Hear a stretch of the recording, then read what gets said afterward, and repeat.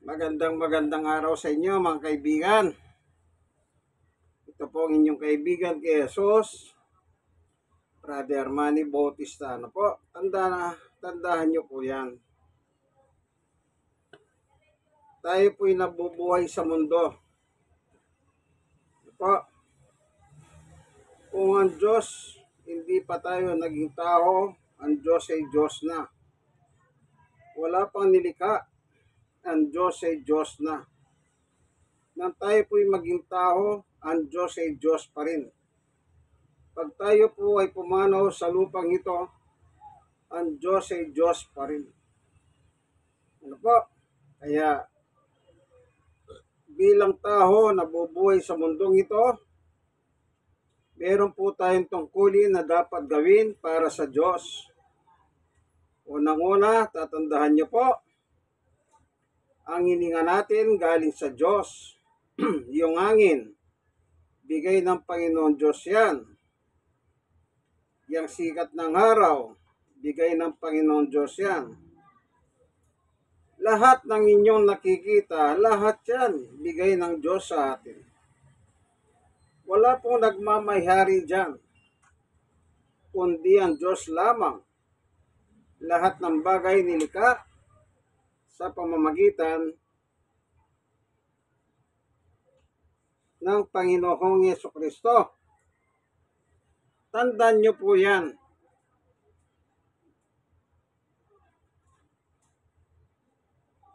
Tandaan nyo yan.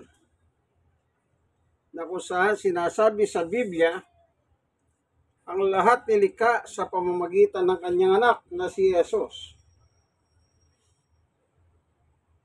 Bago tayo papalaot sa pagbubulay ng salita ng Diyos mula sa Poimen Bible, ano po? Ang Biblia ng mga pastor. Panginoon Diyos, samahan mo po kami sa aming pagbubulay sa umagang ito. Buksan mo po ang puso at isip ng bawat isa upang aming pong paginabangan o Diyos ang iyong salita, sapagkat ang iyong salita ay pagkain ng aming kaluluwa. Salamat po sa ngalan ng aming Panginoong Yesus. Amen. Dito po sa 1, tignan natin kung ang Diyos ba ang may likha ng lahat. Sa 1:1, 2:3. Nang pasimula ay naroon ng salita, ang salita ay kasama ng Diyos at ang salita ay Diyos. Verse 2, sa pasimula kasama na ng Diyos ang salita. Verse 3, nilikha ang lahat ng bagay sa pamamagitan niya at walang anumang nalikha nang hindi sa pamamagitan niya. No po, yan ang nakalagay sa 1:1, 2:3. Dito naman sa Colosas, tingnan naman natin ang pahayag ni Apostol Pablo. Nilikha ba lahat ng bagay sa pamamagitan ng Panginoong Yesus? Ganito po ang nakasulat sa 16, Colosas 1:16, sapagkat sa pamamagitan niya nilikha ang lahat ng nasa langit at nasa lupa, nakikita man o hindi, pati ang mga espiritual na kapangyarihan, nagahari, namamahala, at pamumuno.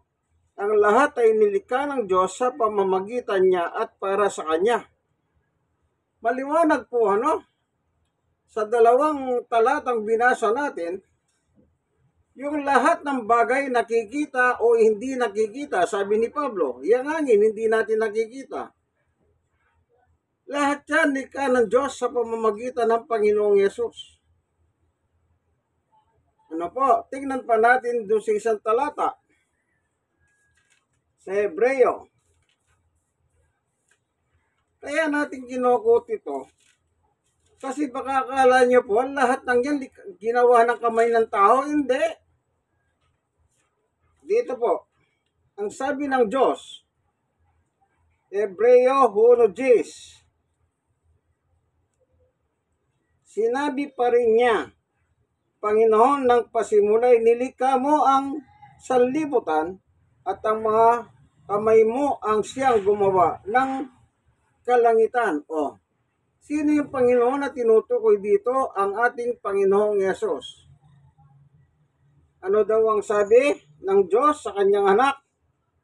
Kasi Diyos po nagsasalita rito patungkol sa kanyang anak. Kasi kung pupunta tayo sa verse, makikita natin. Ngunit tungkol sa anak ay sinasabi niya, yung anak, ang tinutukoy ng Diyos na Panginoon sa verse 10. Anong nakalagay sa verse 10? Sinabi pa rin niya, Panginoon, ng pasimulay nilikha mo ang sanlibutan at ang mga kamay mo ang siyang gumawa ng kalangitan. So pinatutunayan lang po, maging ang kalangitan man, ang tirahan ng mga hanghel o mga spiritual being, ang gumawa po ang anak ang Diyos sa lumilikha sa pamamagitan ng anak. Kung wala yung anak, walang nalikha, sabi sa 1:1-2-3. Kung wala ang anak, walang nalikha. So ibig lang sabihin, lahat ng bagay nilikha ng Diyos sa pamamagitan ni Jesus, ang kanyang bugtong na anak. Maliwanag po Kaya kung ano man yang meron dyan, lahat yan gawa ng Diyos. Hindi po wala tayong parte dyan. Halimbawa, nagtanim ka ng halaman. Ikaw nga nagtanim. Kasi kanino ba nanggaling yung halaman? Nang sa creation po, 1-5. Ng creation, nilikha ng Diyos ang lahat. Namumunga at hindi nagbubungang mga halaman, nagbibini. So yung bini ng halaman na yon, yan ang itinatanim natin. Kaya nagkakaroon tayo ng halaman. Ibig lang sabihin, may pinagmulan yung mga tinatanim natin. Yung inaalagaan nating hayop, may pinagmulan. Yun ay mula sa creation po. Sa Genesis chapter 1. Genesis 1:1 hanggang 31. Pagdating po sa 31, anong sabi?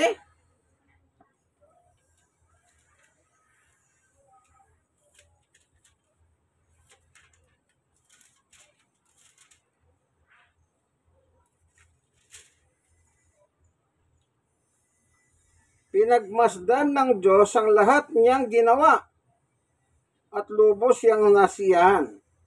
Lumipas ang gabi, sumapit ang umaga, iyon ang ika-6 na araw. So anong sabi? Pinagmasdan ng Diyos ang lahat niyang ginawa at lubos siyang nasiyahan. Dito po nakapaluhob yung paglikha. Maging ang mga solar system po, ang mga bituin, araw, buwan, lahat na nakikita natin sa outer space na nakikita natin sa mga balita. Ang Diyos ang lumikha niyan sa pamamagitan ng Panginoong Yesus. Kung babasahin niyo po, pagtsagahan niyo lang, kung may Biblia kayo, Genesis chapter 1, verse 1 hanggang 31. Apo, yung lima, lahat ng kailangan ng tao, pagdating ng ika-6, nilikha ang tao. At yung ika-7, nagpahinga ang Diyos. Tayo po, kasali tayo sa mga nilikha. Yung mga hangyel, sabi sa Colosas, si Satanas, hangyel din yan, nilikha rin si Satanas. Yung 1:1, in the beginning, wala pa po. Maging yung kalangitan, wala pa. Magkasama na po sila ng Diyos at Jesus. So maliwanag po lahat ng bagay ginawa ng Diyos sa pamagitan ng Panginoong Jesucristo. Ngayon, tayo naman mga tao ngayon, ano ba naman ang tungkulin natin? na dapat nating gawin. Meron ba tayong tungkulin? Opo, meron. Tingnan niyo po ang tungkulin natin. Ayon kay Apostol Pablo, sinabi ko nga po, maging tayo man ay nilikha ng Diyos. So, meron tayong tungkulin na dapat gampanan. Yung katawan natin, gawa ng Diyos yan. Ano po, ang tungkulin natin, unang Korinto, tignan natin ang sinasabi ni Apostol Pablo. Unang Korinto 6:19. Ano po? Hindi ninyo paghahari ang inyong katawan. Sa verse 20. Kaya't gamitin ninyo ang inyong katawan upang maparangalan ng Diyos. Yun po pala. Yun po pala. Dapat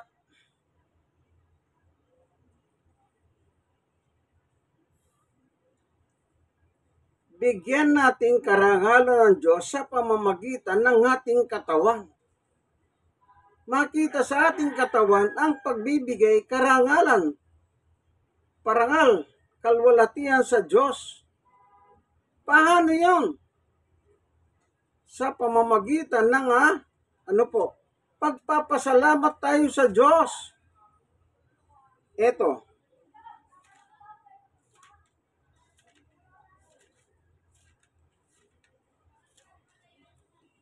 Sa pamamagitan ng pagpapasalamat natin sa Diyos. Kasi lahat ng bagay ay dapat natin pinapasalamatan ng Diyos. May dumating man sa iyo, mapait man o matamis, dapat pasalamatan mo ang Diyos. Sapagkat anuman yung nangyayari sa iyo, lahat ng yan may purpose, may layunin ng Diyos. Ang problema po, pag ang dumarating sa ating buhay, puro maganda, nagpapasalamat tayo. Pero kapag ang dumarating sa buhay natin, hindi po maganda sa ating paningin, hindi tayo marunong magpasalamat sa Diyos. Anong sabi ni Apostol Pablo? Dito po sa unang Tesalonica 5:16, maggalak kayong lagi, 17, palagi kayong manalangin, 18, at magpasalamat kayo sa Diyos sa lahat ng pagkakataon. Sa lahat ng pagkakataon, nagpapasalamat pala tayo sa Diyos. Amen. Sapagkat ito ang kalooban ng Diyos para sa inyo, sa inyong pagkikipag-isa kay Kristo Jesus. Kalooban pala ng Diyos ang tayo magpasalamat. Ang problema lang po sa tao ito. Pag namulat ang mata sa umaga, anong sinasabi ng tao? Ano kaya ang almusal namin? Hindi niya mahalalang pasalamatan man lang ang Diyos. Ako lagi ko po sinasabi, paano mo malululati ang Diyos? Lagi kang magpasalamat sa Kanya. Pagmulat ng mata mo sa higaan, pasalamatan mo na ang Diyos. Hindi mo ba pwedeng ibigay sa Kanya kahit 5 minuto lamang na pasalamatan mo ang Diyos? O baka naman, dahil wala kang pagkain, hindi mo na pinasasalamatan. Naalala ko pa, nung araw po, nagsishare ako ng Word of God sa isang hospital. At yung kwarto kong pinasukan ko, mga senior citizen po. Yung mga senior citizen na yun, matagal na po doon sa hospital na yun. Para silang nagkaroon ng sariling hospital. Ngayon, tinanong ko po sila, mga na po yun, may mga 5 taon na nakaraan yun, Ang sabi ko sa kanila, sino sa inyo ang nagpapasalamat sa Diyos tuwing kayo'y nagigising sa umaga? Alam niyo po, sila nga nagtaas ng kamay.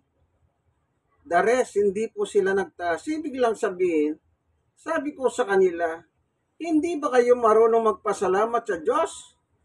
Dahil Nandito pa kayo sa ospital, nakaratay kayo, kaya hindi nyo siya nakukuha pasalamatan. Isipin nyo mga senior citizen na po sila, matatanda.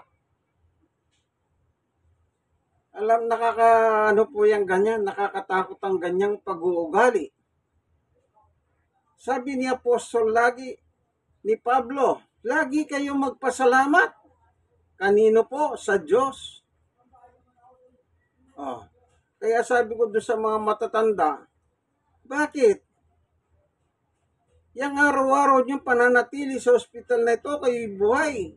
Oo, sabihin na natin naka-hospital pa rin kayo, pero buhay pa rin kayo. Oh. Ganun po ba? Kayo, kaibigan, ikaw, nanonood ng video ito. Oh, pinasasalamatan mo ba ang Diyos sa buhay mo? Yung iba naman, kakain na lang basta-basta. Oh, hindi man lang pasalamatan ng Diyos na yung kinakain niya ay bigay ng Diyos. Sa Diyos po nagmula yun. Halimbawa, may maganda kang hanap buhay, nakakabili ka ng masarap na pagkain.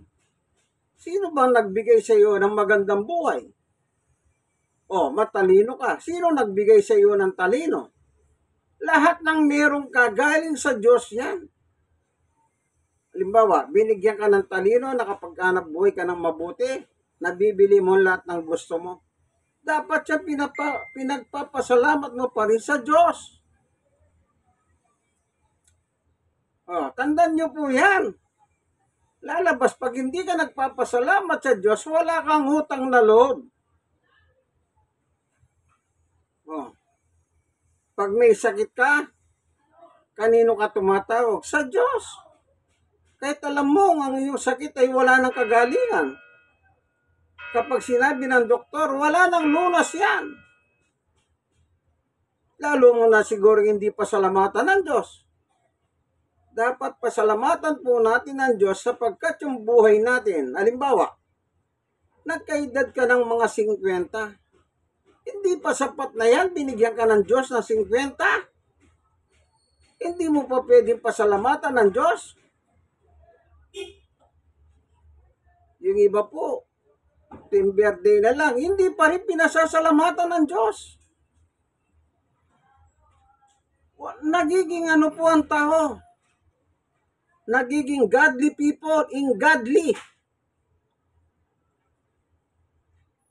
Ungodly, hindi maka-Diyos. Ang gusto ng tao, puro pakinabang. Kapag walang pakinabang, wala nang pasalamat. Oh. Lagi ko po sinasabi yan sa aking mga Bible sharing. Ang lagi po kayong magpasalamat sa Diyos. Bigyan niyo pong parangal ng Diyos sa pamamagitan ng inyong katawan. Halimbawa, may sakit ka. Pag may sakit ka ba, hindi ka na dapat magpasalamat sa Diyos? Hindi po. Mas lalo kayong magbigay parangal sa Diyos kahit may sakit kayo. Ako po, may sakit ako. Bali sa Agosto ay 5 taon na po yung sakit ko. 2. Naging stroke po ako. At saka yung isang tuhod ko, heto. Oh, yung gitna po, napunit. Ano po yan, sabay yan. Kaya sa August, 5 taon na. Oh, nung araw po, bago mag-pandemic, nangyari ito sa akin. Oh, kaya pag nasa hospital po ako para magpa-check up, abang wala pa yung doktor na titingin sa amin, ako po ay nagkukwento sa mga tao tungkol po sa kapangyarihan ng Diyos, sa kabutihan ng Diyos. Sinishare ko po ang kabutihan ng Diyos. Bakit? Isipin niyo po, yung edad kong yun, 58, nung mangyari sa akin ito. At saka yung stroke. Ngayon, magsi-63 na po ako sa August. Magli5 taon. Lagi ko pong kinukwento yung kabutihan ng Diyos. Kasi mabuti talaga ang Diyos. God is good. All the time. Isipin niyo po, sinasabi ko, bago kayo matulog, magpasalamat kayo sa Diyos sa ginawa niya sa maghapon sa inyo. Oh. Hindi man lang mapasalamatan ng Diyos, matutulog na lang. Pag natulog ka, iingatan ka pa ng Diyos. Tapos gigisingin ka ng Diyos sa umaga. Kasi ang Diyos po, mapagkalingang Diyos eh. Mapagkalinga siya, mapagmalasakit. Mahal niya tayo. Dito po sa 1. 3:16.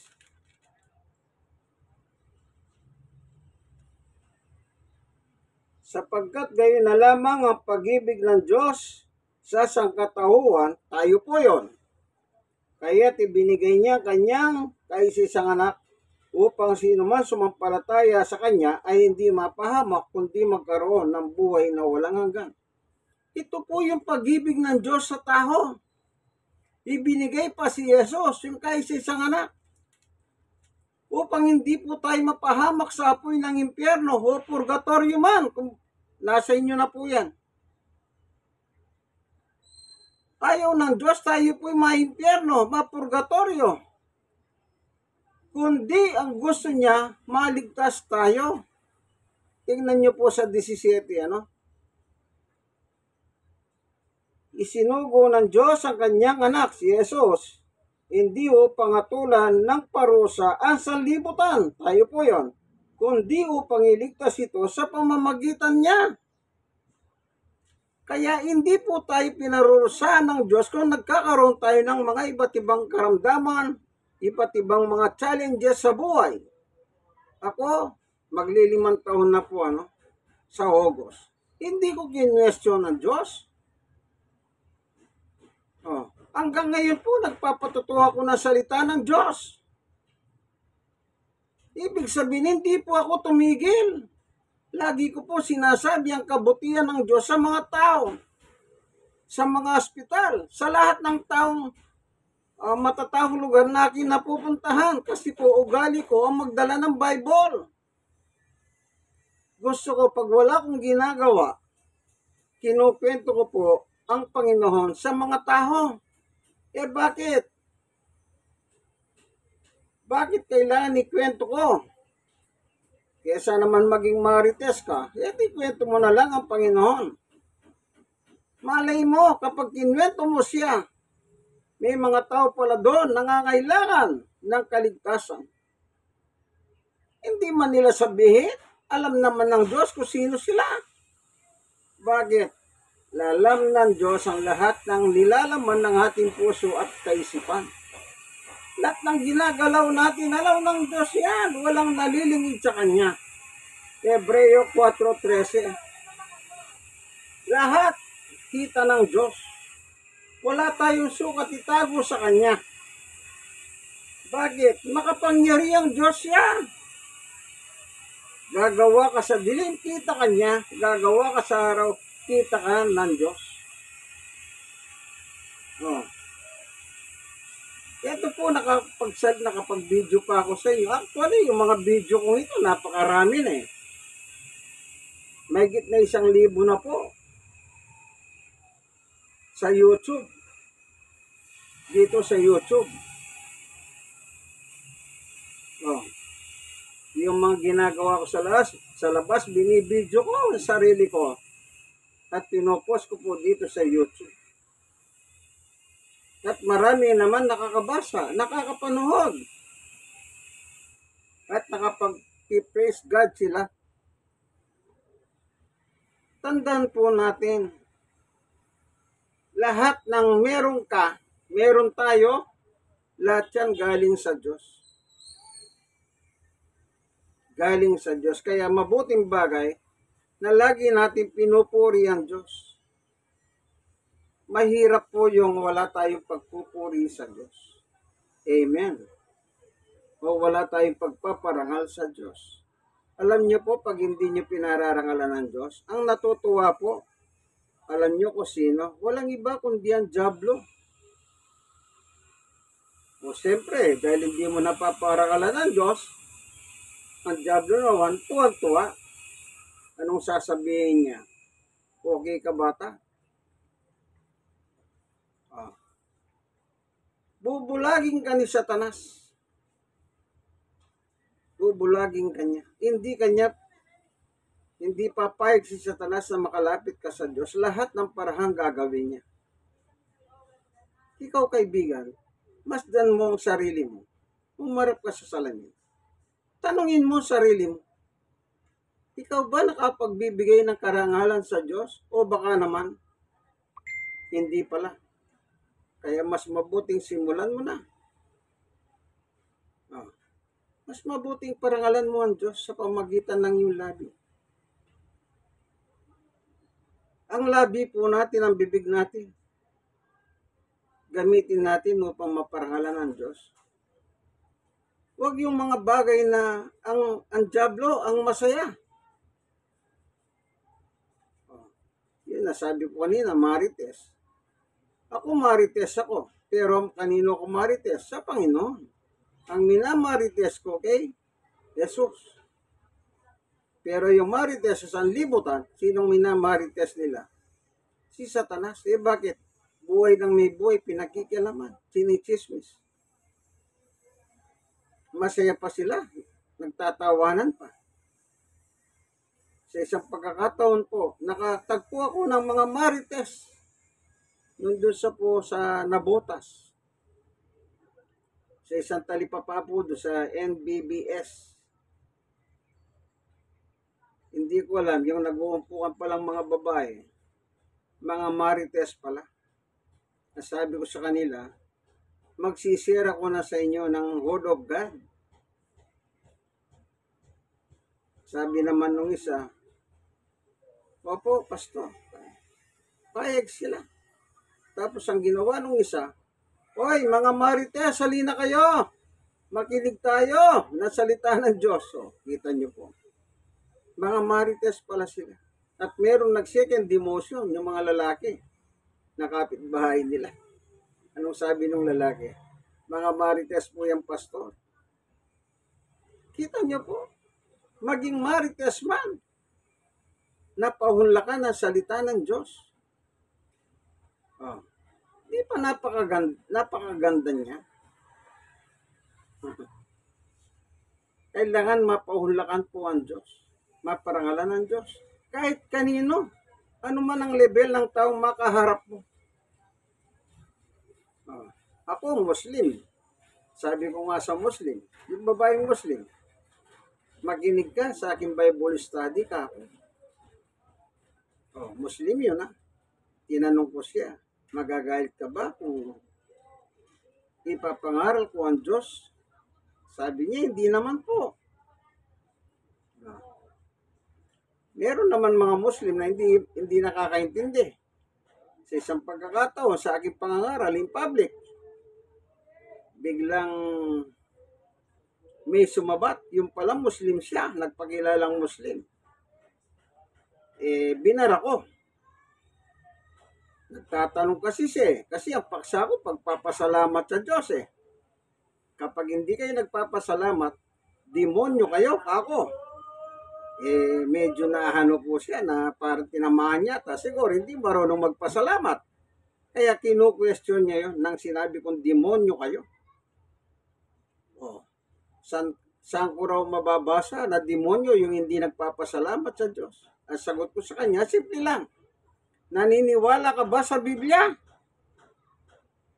Yes or no lang yung isasagot mo. Hindi niya po ayaw niyang sumagot. Kaya sabi ko, hindi kita sasagutin kasi hindi ka naniniwala sa Biblia.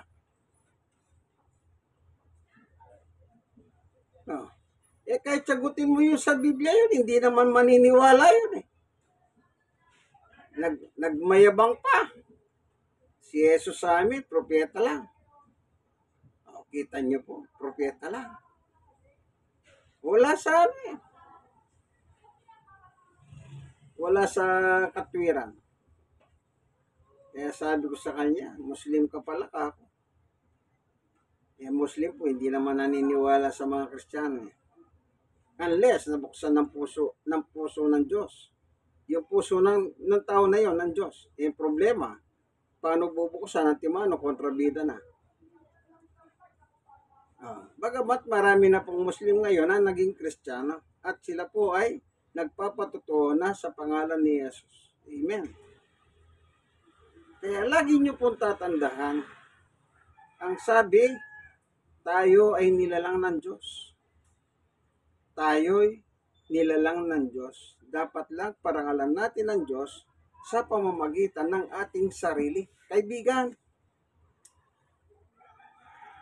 isa lang ang kailangan. Ano yun? I-share mo nang i-share ito. Kahit kanino. Mas magandang mag-share ka na tungkol sa katotohanan. Kesa naman kung ano-ano lang ipinopost mo sa social media. I-share nyo po. Kayong mga na-share, i-share nyo rin sa iba. Malay ninyo. May mga tao palang pag napanood yung mga sinyeryo, yung aking video, mabuksan ng kanilang damdamin. Ano po? Ito po ang inyong kaibigan kay Jesus, Brother Manny Bautista. Nagpapasalamat po sa inyo. Ito po ang tunay na pagbubunyag ng katotohanan o salita ng Diyos sa iyo sa poemen ang Biblia ng mga pastor. God bless us all. Bye-bye!